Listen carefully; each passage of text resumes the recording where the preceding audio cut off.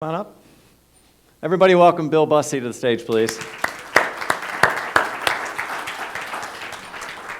So, just to share with you guys some thoughts, is that what we know is for those of us that are here, the incredible difference that unity has made in our lives.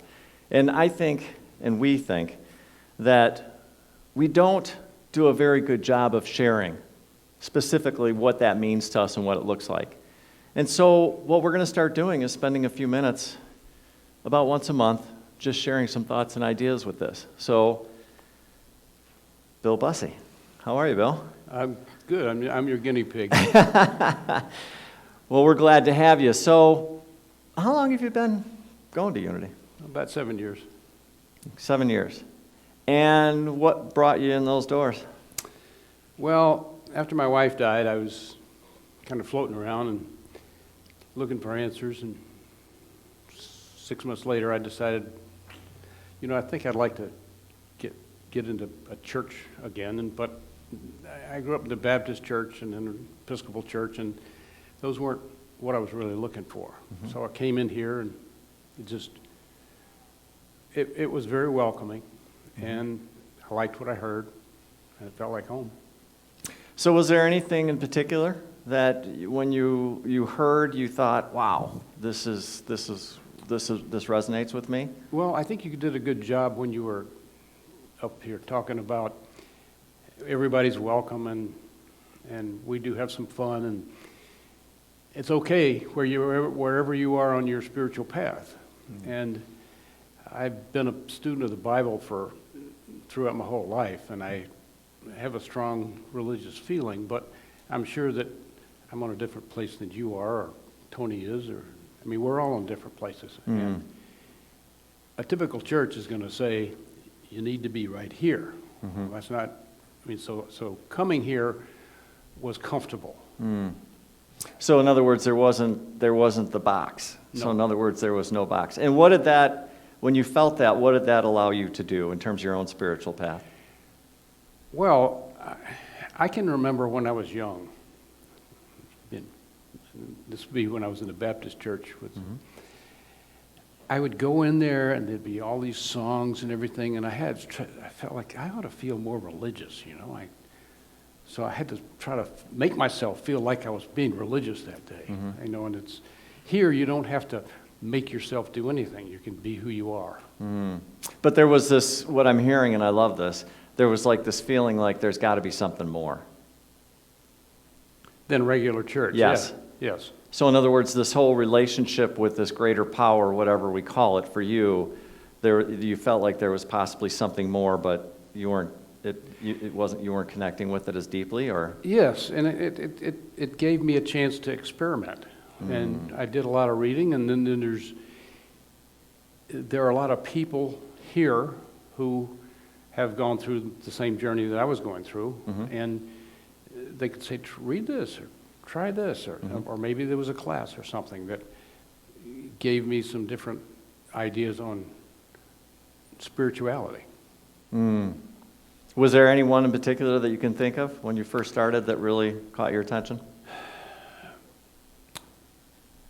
No, there was just a lot of them, and it opened my eyes to a lot of things that I mm-hmm. had never thought about before. So, what fires you up now about your relationship with God? Right now, I feel like I have a personal relationship. Mm. So it kind of goes with me wherever I am. It's kind of neat. Did you feel like you had that before? No, I was trying to feel like the preacher told me I should be feeling. Didn't work. So once again, it wasn't that exactly wasn't in the box. No. Yeah. So, and kind of wrapping this up, and I could sit here for an hour, but just because of time, is there, for anybody else sitting out there that's thinking about, I'm just kind of in the space where I just think that there's more, that there's more to this thing called my relationship, or this understanding of my spiritual path and my spiritual journey. if there was one thing or a couple things in closing, what comes to mind for you that you'd like to share? When I first started coming here, it was after my wife died, and I didn't feel like a lot of interaction. So 6 months I came in, enjoyed the service, and I was Walked out the door. Walked out the door. Yep. Finally, I decided, if I'm going to be coming here, I probably ought to socialize or get to know people. So I went downstairs, and first guy I saw was Bob Keller. Next thing I knew, I was a kitchen angel. Yeah. So, Yeah. But I mean, that's kind of the way it is. Yeah. There's no restrictions on who can be here, and if you're here, you're welcome. Yeah. And so I then started interacting, and that made it a whole lot more interesting and more fun than just coming in here and walking out the door.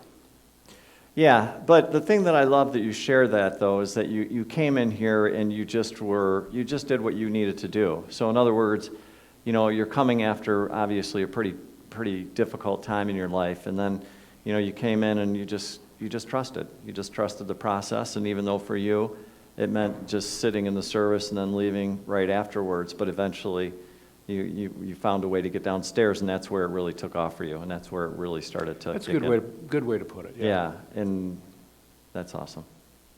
Thank you. Thanks, buddy.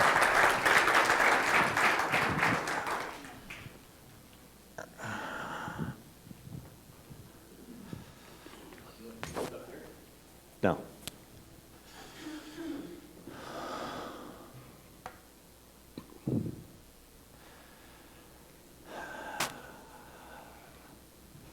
Faith. We started this conversation this month, for those of you that don't know, is on faith, and we started it 2 weeks ago when we had our spiritual brunch. And I just want to share something before we start talking this morning, that it has really cracked me open in terms of really looking at something. And like I said during the spiritual brunch, I'll tell you, there's times with it where I'm sitting there going like, yeah, kind of doing one of those deals. And it's really making me look at things and opening me up. And as I continue to talk to people, not only in this congregation, but friends and family and everything, what I'm understanding is just how different it is for everybody. And so what I hope to share with you this morning is just what's going on inside of my mind and some things that I've explored and experimented with. But I'm really going to suggest that as we open up this thing called faith, that inside of you just understand that there's a pattern, and to pay attention to your pattern, and understand that when it comes to faith, there's a lot of things within that journey that you have choices over. That's the biggest thing that I can tell you about faith. And so as I was thinking about this journey, this thing called faith, how many people have seen the movie The Biggest Little Farm? Anybody in here see it? One person. I got one person that saw it. For those of you that have not seen it, I hope not to spoil it, but I'm going to tell you it is an absolutely magical movie. And I'll try not to give it away, but I got to tell you a little bit of it. What's that? My wife just said, don't spoil it. I don't know if that's possible. I'll do my best. It's a magical story, and it's a magical movie, and it's a real story, and it's a real movie about a couple called John and Molly Chester. And the way it started is they were living in LA, they lived in an apartment, and they got a dog from a rescue mission. And they loved this dog. It was everything to them. And what happened is, as they had the dog, over time, the dog just started getting really rambunctious, and they were in an apartment. And they did everything to make sure that this dog was okay, but the truth is what happened is it just got to be more and more and more. And they had to make a decision. Like, we either got to get rid of this dog or we have to do something differently. Molly herself was a foodie, and she did a lot of human interest stories, and she was really into food, like a ton. And what she would do is she started growing things within their apartment, so she was making spices and all kinds of stuff. But her brain was incredible. And so what happened is there was this thing that was going on where she was doing all this stuff with this growing and gardening and stuff like that, and they had the issue with the dog. And what they did is they combined the two of them together, and they said, wow, wouldn't it be cool if we could somehow or another make those two work? And that's where the story starts, is this idea of, well, what could they do? And so what happens is she comes up with this vision. She says, well, what would happen if we moved out of the city and we actually went and got a farm? And that way the dog could go do what the dog needs to do, and then I could sit there and create all these wonderful, magnificent things while I'm planning and everything else that I want to do. And that's how it started. They had a vision. She had a vision of what she wanted to accomplish. Now, understand something. They weren't wealthy by any stretch of the imagination. They had no idea how they were going to do this, but they started. And what did they do? They actually had a party, brought everybody together, and they told their friends and everything, hey, guess what we're doing? We're going to go buy a farm. And everybody said, and how are you going to pay for that? And they said, we have no clue. We have no idea, but we're doing it. That's what we're going to do. And that's what they did. And so the story is how they went and they started looking for farms. And eventually they were able to get this land. And eventually they were able to take this land that was, for the most part, barren and create something. I try not to give it away. But to create something that was absolutely, I'm telling you, it's magical. Magical to see what they're able to do. But it wasn't without a lot of stuff. And in my opinion, that story epitomizes faith. And so that's what I want to share with you this morning. What are the lessons about faith that this movie taught me when I watched it? So I'm going to break down faith in terms of the way that I understand it. And I'm going to start off with a piece of it that you're going to look at me and think I've lost my mind.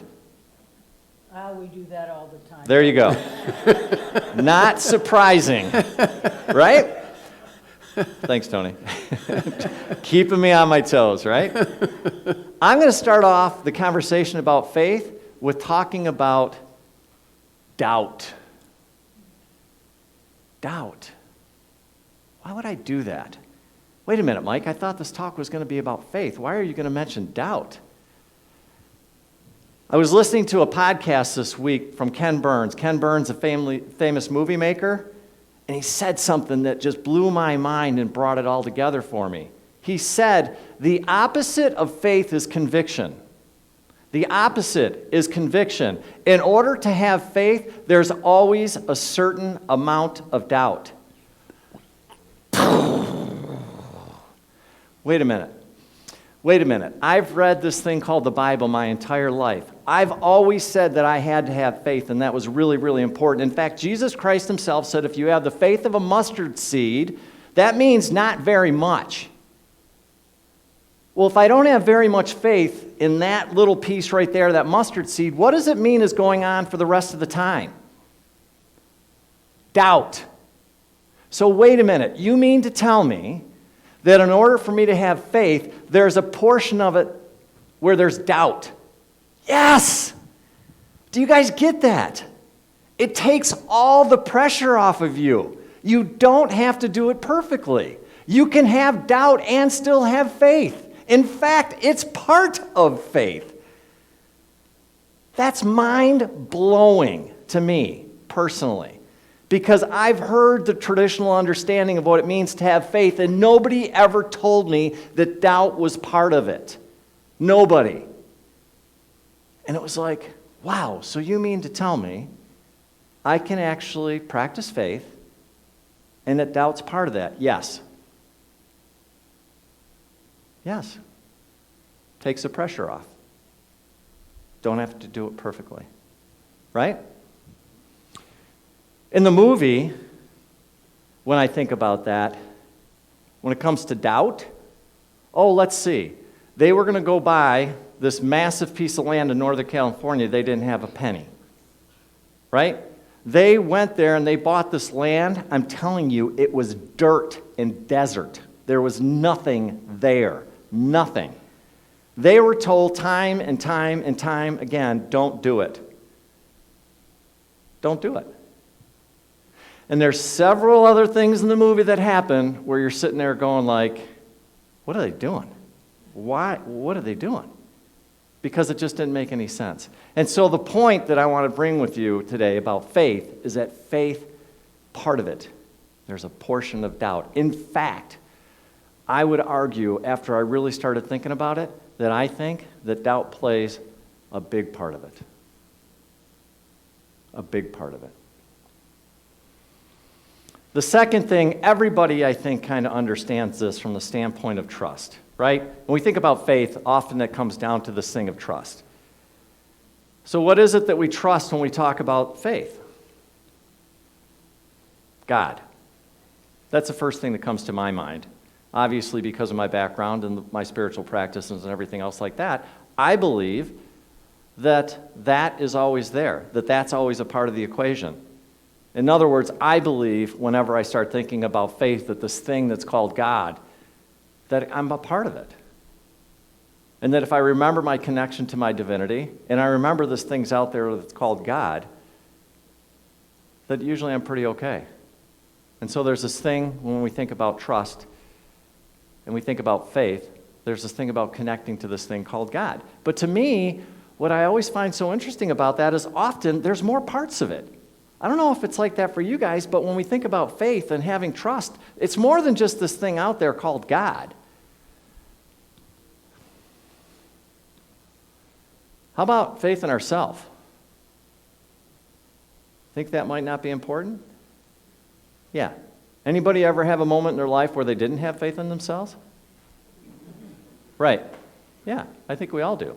But it's something to think about because we sit there and walk around talking about faith and we always bring up God, but we don't talk about faith in ourselves. To me, I think that's a pretty important aspect of faith to consider and look at. How about life? What? Yeah. How about life? How about just trusting that this path that you're on, I don't care if it's about your career, I don't care if it's about your finances, I don't care if it's about your health, I don't care if it's about your relationships. I don't care. What if we just trusted? My personal belief, don't expect everybody to go here with me, but my personal belief is before we came here, we kind of had an idea what we wanted to figure out. My belief is we came down here and we're figuring it out. And therefore, everything that shows up in my life, I believe, is by divine appointment. I don't expect everybody to go there. That's what I believe. And so therefore, I believe in life. I trust it. I trust it as sure as I'm standing here right now, and I trust it that no matter what happens, that there's a reason for it.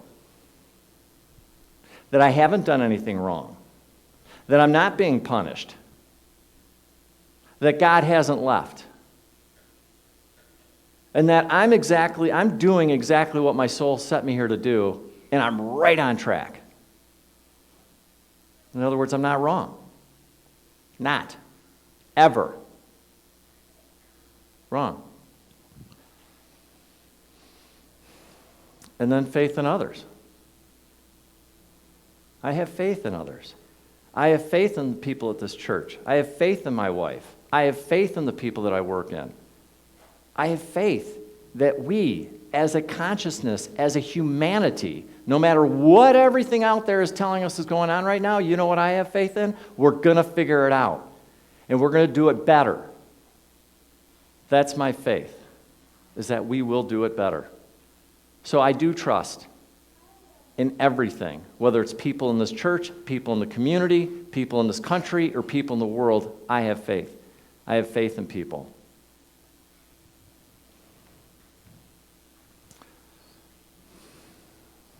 When we talk about faith, and I think about the movie, they had faith in nature. They had faith in nature, and their belief was that if they could create an ecosystem and keep the ecosystem healthy, that nature would take care of itself. And there's some pretty amazing examples of that. I'll only give one away, not two. I'll only give one away.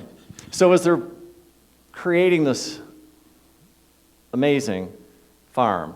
What starts to happen is stuff starts to grow and starts to happen, and all of a sudden, things start showing up. Nature starts to be nature, and nature starts to thrive. And all of a sudden, what they noticed is out in their place, they noticed that these snails started to come. And I don't mean like one or two snails, I mean hundreds. Like they would walk out into their forest that they'd made, and the next thing you know, they would walk around and they would carry away every night 5-gallon buckets of these snails. It was crazy. Like there's no way they could get all these snails. And they're like, how can we, what are we going to do? But they trusted, and they figured that somehow, some way, someplace, nature's got an answer for this. It does. And so they did an interesting thing. What they did is they thought about snails, and they thought about, okay, what's a predator of snails? And they looked it up, and they found out that ducks were a predator of snails. Guess what they had? Ducks. Guess what they did? Let the ducks out and go into the trees. Guess what the ducks did? They ate all the snails. And what happened is what you would see over and over and over again, because they trusted nature to do what nature does when it's allowed to do it, it happened over and over and over again.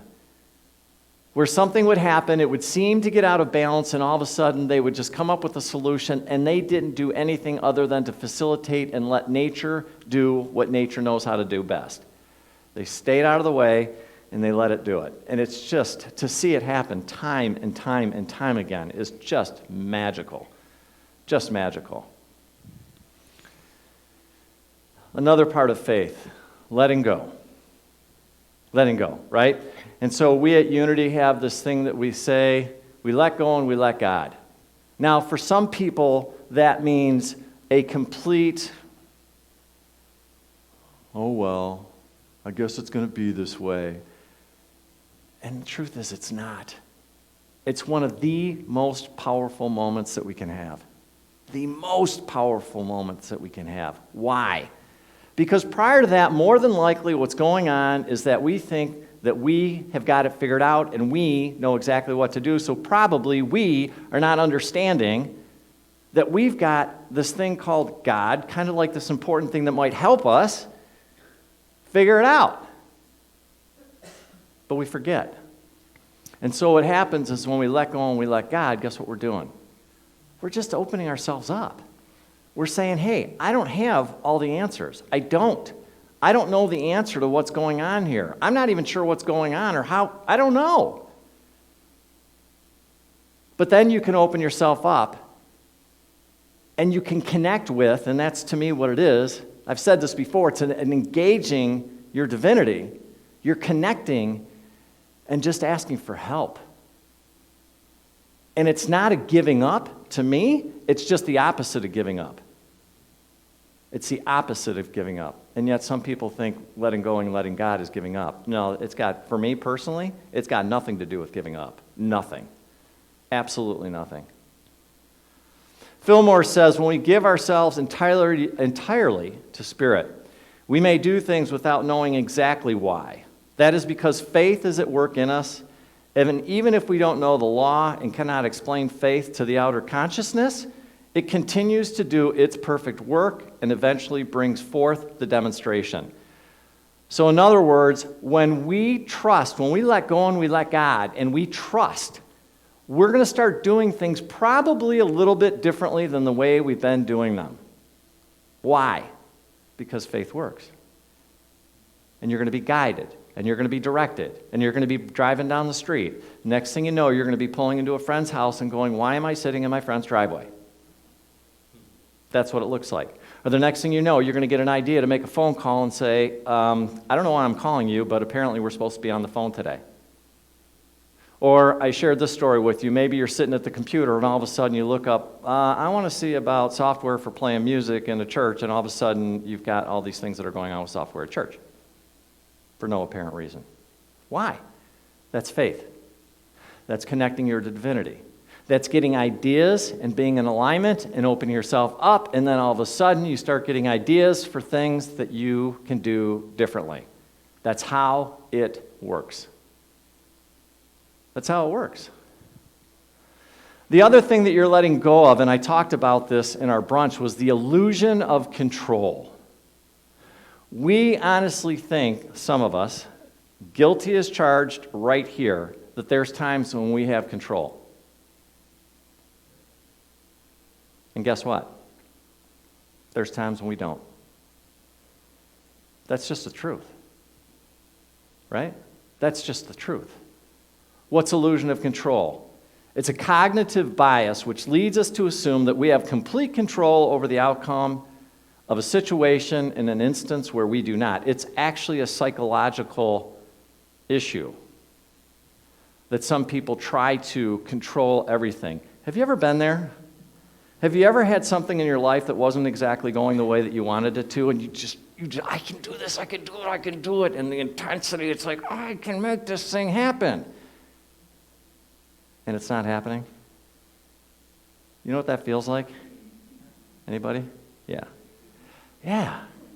It's like, there's some things in life, and this is where it gets tough, even for me standing here to share this with you, where I just have to, I don't have control.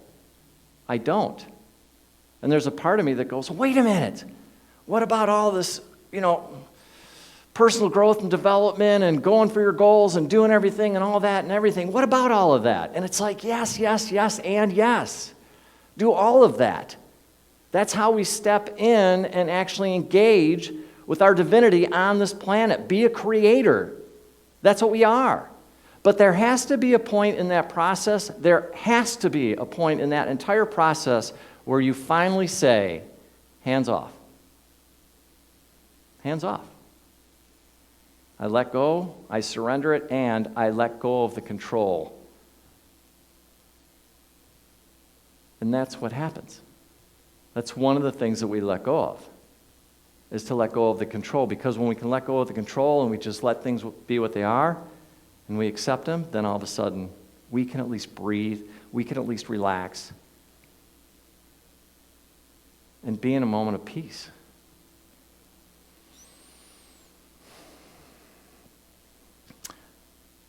There's a part in the movie where they go and they bring a guru. He's the guy that looks at the land, and he's well known for taking and creating these really super healthy ecosystems. And he shows up, and he is he's the guru. He's the guy that they follow. They do everything that he says to do. And as they're working on this project, about a year and a half into the project, he dies. He dies. And they're sitting there going, what do we do now? What do we do? And that's where all of a sudden it's got to be this let go, that you're not in control, that maybe there's something more to just you and this thing that's going on, but actually the truth is there's this whole thing that we're surrounded by. It's called God. And we can release it and we can let it go and know that it's got a bigger plan, a bigger idea on what's going on. The other thing that it talks about when I look at the anatomy of faith, it means and it requires us to continue moving on even when we're not sure. Even when we're not sure. We have no idea what to do, how to do it, why to do it. In this movie, what happens, one of the things that happens is that they wind up raising pigs. And they got this awesome little pig named Emma. And Emma's just the coolest little pig you ever see in your life. And Emma is thriving. She's doing great. And then they finally decide that they're going to breed Emma. And so they breed Emma, and Emma has piglets. And everything's going fine until they take the piglets away. And they apparently, I don't understand these things, but they take the piglets away, and all of a sudden what happens is Emma starts basically not responding. She's getting lethargic. She's starting to get sick. She's starting not to eat. She's starting to do all these things.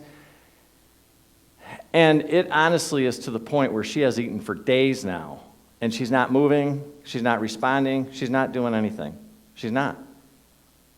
And they really think, I mean, they have doctors come in and everything, look at Emma, they're trying to figure it out, and they're like, we don't know what's going on. And it really comes down to where they think Emma's going to die. In fact, they've pretty much decided that that was going to happen. And so John goes home, and all of a sudden he has a thought. And he gets up the next morning and he says, screw it. I don't care what all the experts say I'm supposed to do or not do. I'm going to put the piglets back in with Emma. In other words, I'm going to return the piglets back to their mom. And so he does it. Guess what happens? Boom. She responds. Comes right back. But they didn't know. They weren't sure. But he continued. The one thing about the story that I want to assure you is there was a lot of times within this movie, a lot of times within this journey where they just didn't know. They didn't know. But they kept taking action. They kept following the vision. They kept following the dream. They kept following the understanding of, all right, what's going on?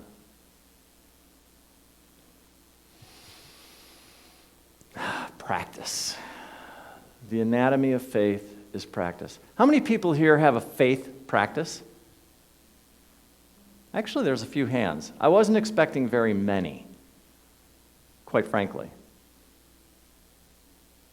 Faith is a muscle. It's a muscle, and it takes practice. That's my experience. So what I notice is that, and I'm going to share my practice with you in a minute, but what I notice is the more I practice it, the more it's there for me, and it's not like I need massive amounts of faith every single day. But when those moments in life show up where it's required, is that I'm able to use it and tap into it a lot easier than if I just ignore it and do nothing, and then all of a sudden I get a bombshell that's dropped on me, and now all of a sudden I got to function in that moment of the moment where I'm not sure what's going on. I'm not sure why this is showing up in my life. I just don't know. So it requires a practice, and I thought I'd share a few of the thoughts of what my practice kind of looks like. So one of the things is that first and foremost is I accept what is. Now I want you to understand something. I accept what is in the moment right here, right now. My acceptance is what's here, right now, not what's going to be down the road. So if something shows up that isn't exactly what I would say favorable or what I was hoping for, I don't project into the future what it's going to look like in a week or a month or a year down the road. I just go, okay, this happened. I accept it. Can't change it. I'm not going to argue with reality. I'm going to accept what is. I make sure, especially of my background and where I came from, because I get triggers, right? I'm just like you guys, right? I grew up in an environment that wasn't really healthy, and occasionally stuff shows up. So for me, shame and blame is a big thing in terms of my own personal processes. So the first thing I remind myself of is I didn't do anything wrong. I did nothing wrong. So in other words, I don't go into shame or blame like I used to do when things would show up. So there's no shame, there's no blame, none. I didn't do anything wrong. Remember a few minutes ago I talked about this idea that I believe my path is absolutely where I'm supposed to be every single time? Well then if that's the case, then there's no shame or blame. That's a huge relief for me personally. It's a huge relief. The other thing I remind myself is I'm not being punished. So, you guys know my story. I grew up a fundamentalist, so occasionally I still think that. Not very often. I've been a long time ago, that's what I used to do. But occasionally, I got to remind myself, I'm not being punished. That's not in the cards. That's not how this thing works at all.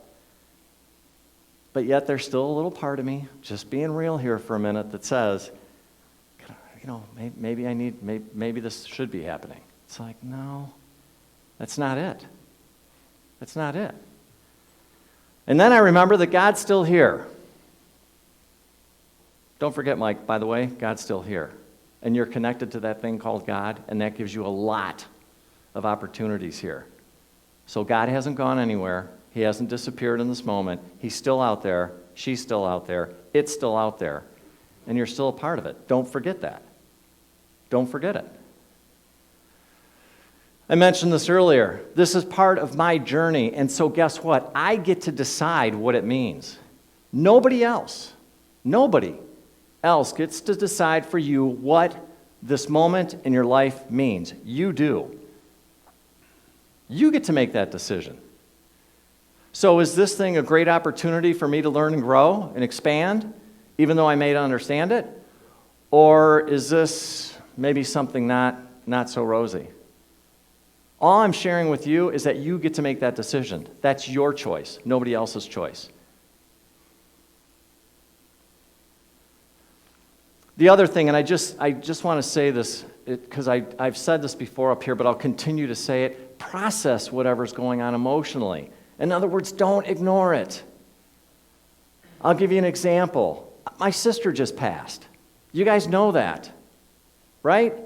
For me to sit there and make that all rosy and great without processing this thing they call grief and letting that come out and get out of my system, that's not what I'm talking about. That's not what Unity's talking about. That's not what anybody's talking about here. You process the emotions. So if you're scared, be with your being scared. If you're frustrated, be with being frustrated. If you're confused, whatever. If you're for anything, process it. Don't run from your emotions. They're there for a reason. Often, if we'll just let them come up, they'll leave a lot faster. Be with your emotions. Your emotions are good. They're there for a reason. A very, very, very good reason, I would add. So be with them, process them, allow yourself to have them. Give yourself permission to have your emotions. And then I tell myself, I'm choosing faith over fear. Because if I'm not careful, if something hits me hard enough, I can go into fear. And what happens for me personally when I go into fear is, guess what? I become disconnected. I forget who and what I am. I forget God's here. I forget everything. And then all of a sudden, I can, if I'm not careful, go into flat-out panic. Anybody ever go there? We all have. We all have, right? And so I just make a decision. I'm choosing faith over fear. That's what I'm doing. And I'm going to focus on having faith, that everything is there for a reason, that I'm just here to learn some stuff, that this is just another lesson for me, and the more that I can process this thing, the faster I'll move through this phase of my life, hopefully, right? As opposed to the other side of it, which is, why is this always happening to me? How come I never learn my lessons? How come? And it's like, you wind up, my experience in life has been when I do that, I wind up staying in whatever that is longer. That's not a lot of fun. From personal experience, I can tell you, it sucks to be stuck in something like that for year after year after year after year, right? When I'm able to accept it, when I'm able to go, okay, what's the lesson here for me to learn? And I'm open to learning the lesson, whatever it may be, and understand that it's not a mistake and I didn't do anything wrong. Man, it just allows me to move through it a lot quicker, a lot easier, without judgment, without me blaming other people, without me blaming myself, without me blaming the situation. It just lets me do it. And then I just remember something. Guess what, Mike? If you forget all of that, it's okay. I don't have to do it perfectly. Because remember what I said earlier? Doubt's part of the process. Doubt is part of the process. So if I don't do this perfectly, I'm still perfect. Why? Because doubt has to be there. Because if it wasn't, then I would know. And there's a difference between knowing and having faith. There's a difference.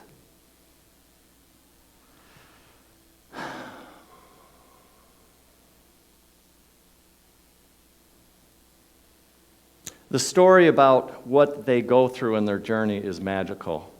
And so there's several parts in that whole process where they're standing there and you can just tell. One of the things that happens is all of a sudden this huge, massive rainstorm hits. And they're afraid that basically, now they've been doing this now for a couple of years, there's a lot that's going on, and normally when this thing happens, what happens is it creates landslides and it does all this stuff that's not good, right? And so they see this big storm's coming and they do everything that they can prepare for, but the truth is, normally, there's going to be a lot of damage. So once again, they practice their faith and they trust. And something amazing happens. And that is because of the fact that they took care of the earth, because of the fact that they've done all these things that they needed to do to make this land produce and become what it became. As a result of it, when the rain fell, it filled the aquifers on the land, and it didn't flood. And it was the only property all around them that didn't have massive flood damage and mudslides and everything else like that. It didn't happen to them. In fact, what it did is it filled them so that they could use that water to do the things that they needed to do on the land. And so this thing was happening without them even knowing it. And what I'm saying is when you engage in faith, there's things that are happening without you even knowing it, if we can just trust. If we can just trust. So again, the parts of faith: doubt, trust, letting go, continue to move forward when you're not sure, and practice.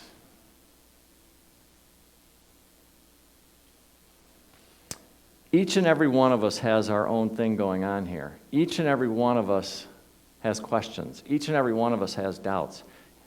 Every single person in here, and in my opinion, every person on this planet, we all have moments where we're just not sure. Having a faith practice gives you an opportunity to do something instead of choosing fear, which is so easy to do because, honestly, that's what we're taught as society happens when something shows up in our life if we're not careful. And all I hope and pray that you take away from this message this morning is that you've got a choice. It's your choice. Just understand. It's just simply a matter of choice. And my hope and prayer for you is that you're able to choose faith versus fear. That option, no matter who you are, no matter what's going on in your life, I just hope that you understand you have that choice. It's yours. God bless.